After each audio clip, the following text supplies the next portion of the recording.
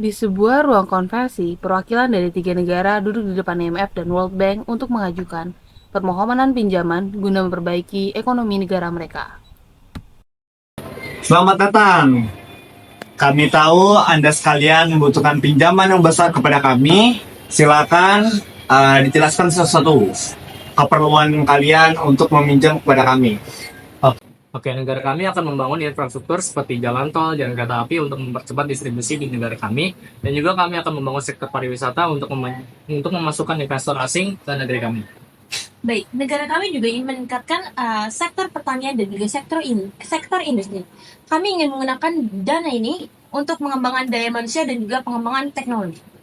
Sedangkan negara kami memerlukan infrastruktur dasar seperti jalan, air bersih, dan fasilitas kesehatan. Kami berharap dengan pinjaman ini dapat mengentaskan kemiskinan. Baiklah, kami akan menyetujui pinjaman Anda apabila Anda mematuhi kebijakan kami dan melakukan pembayaran sesuai jadwal yang telah ditentukan. Di sini kalian akan menandatangani hak kontrak terdahulu. Ketiga negara menerima persyaratan dan mulai memanfaatkan dana pinjaman.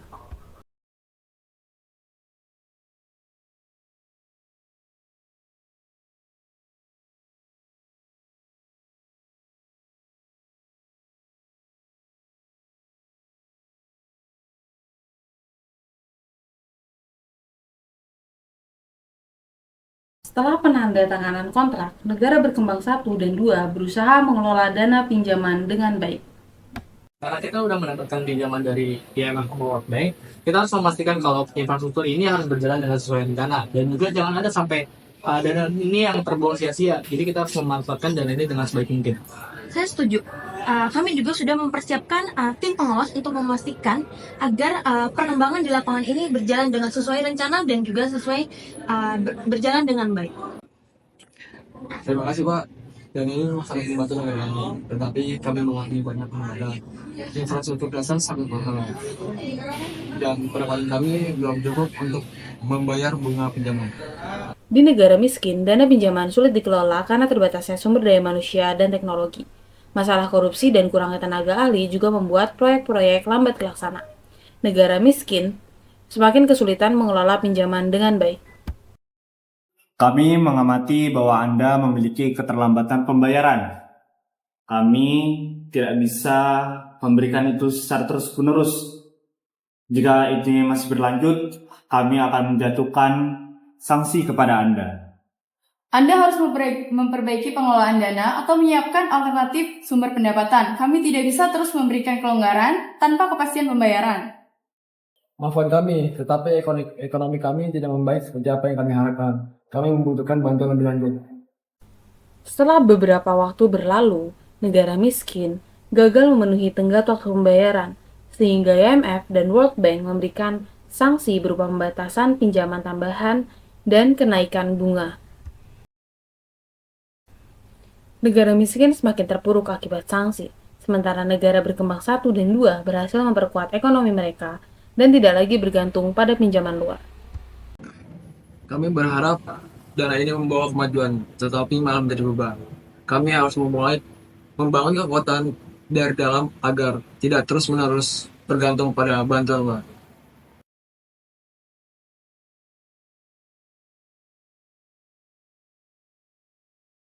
Jadi, bagaimana identifikasi masalah dari video sosial drama tadi? Nah, dalam video drama tersebut, ketimpangan sosial antara negara berkembang dan negara miskin terlihat jelas saat mereka menerima pinjaman dari IMF dan World Bank. Negara berkembang mampu melunasi pinjaman dan memajukan ekonominya, sedangkan negara miskin justru makin terpuruk akibat ketidakmampuannya membayar pinjaman dan terkena sanksi. Penyebab ketimpangan tersebut ada beberapa hal. Yang pertama, akses terbatas pada sumber daya. Negara miskin seringkali memiliki akses yang lebih terbatas terhadap teknologi, pendidikan, dan infrastruktur dibandingkan negara berkembang. Yang kedua, perbedaan kualitas tata kelola pemerintahan. Negara dengan tata kelola pemerintahan yang baik cenderung lebih efektif mengelola dana dan kebijakan ekonominya.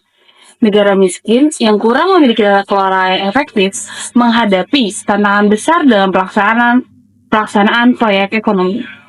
Yang ketiga, ketergantungan pada utang luar negeri. Pinjaman dari lembaga internasional seringkali membawa syarat yang berat. Negara miskin yang sulit mengelola pinjaman bisa berakhir dengan lebih banyak utang dan bahkan lebih banyak sanksi. Dan yang terakhir, pengaruh globalisasi yang tidak merata. Negara berkembang dan negara miskin menerima manfaat globalisasi secara berbeda.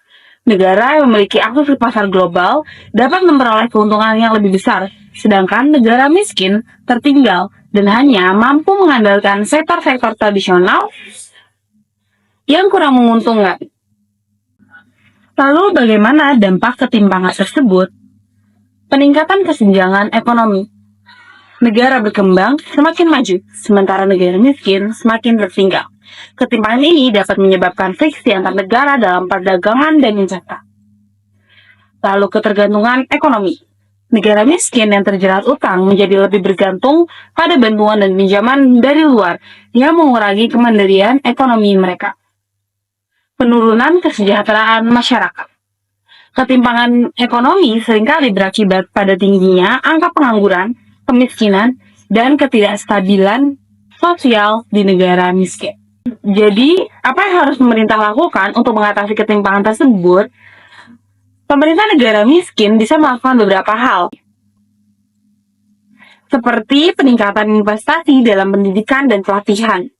Pemerintah dapat memfokuskan anggaran pada pendidikan, terutama pelatihan keterampilan yang relevan untuk sektor industri yang berpotensi tinggi di pasar global.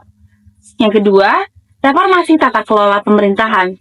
Pemerintah perlu memperbaiki tata kelola dan transparansi keuangan untuk memastikan bahwa dana pinjaman digunakan dengan tepat dan efisien. Yang ketiga, ada diversifikasi ekonomi. Mengurangi ketergantungan pada sektor tradisional dan mendorong pengembangan sektor baru yang lebih menguntungkan seperti industri manufaktur atau pariwisata. Dan yang keempat, kerjasama dengan lembaga internasional.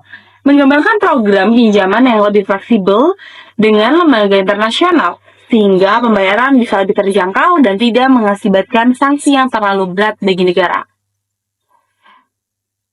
Bagaimana peran masyarakat sipil untuk mengatasi ketimpangan ini? Beberapa hal yang bisa dilakukan oleh masyarakat sipil diantaranya adalah advokasi untuk kebijakan yang inklusif. Artinya, masyarakat sipil dapat mendorong pemerintah untuk membuat kebijakan yang mendukung kelompok rentan dan memprioritaskan peningkatan kesejahteraan bagi seluruh rakyat. Yang kedua, pendidikan dan kesadaran publik. Lembaga swadaya masyarakat atau LSM dapat menyelenggarakan program pelatihan dan sosialisasi tentang pengelolaan ekonomi dan dampak utang luar negeri, sehingga masyarakat lebih memahami pentingnya pembangunan yang berkelanjutan. Yang ketiga, pengawasan terhadap penggunaan dana publik. Masyarakat sipil bisa memantau pengelolaan dana pinjaman oleh pemerintah agar dilakukan secara efektif dan transparan. Hal ini dapat memperkecil tindak korupsi yang dilakukan oleh pemerintah. Dan yang terakhir, inovasi sosial dan ekonomi.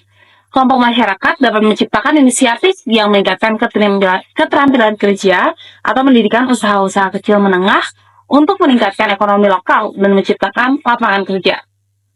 Melalui peran yang sinergis antara pemerintah dan masyarakat sipil, ketimpangan akibat globalisasi dapat diatasi atau dikurangi dan memberikan kesempatan yang lebih adil bagi semua lapisan masyarakat untuk berkembang di tengah era globalisasi. Terima kasih telah menyaksikan video kami. Assalamualaikum warahmatullahi wabarakatuh.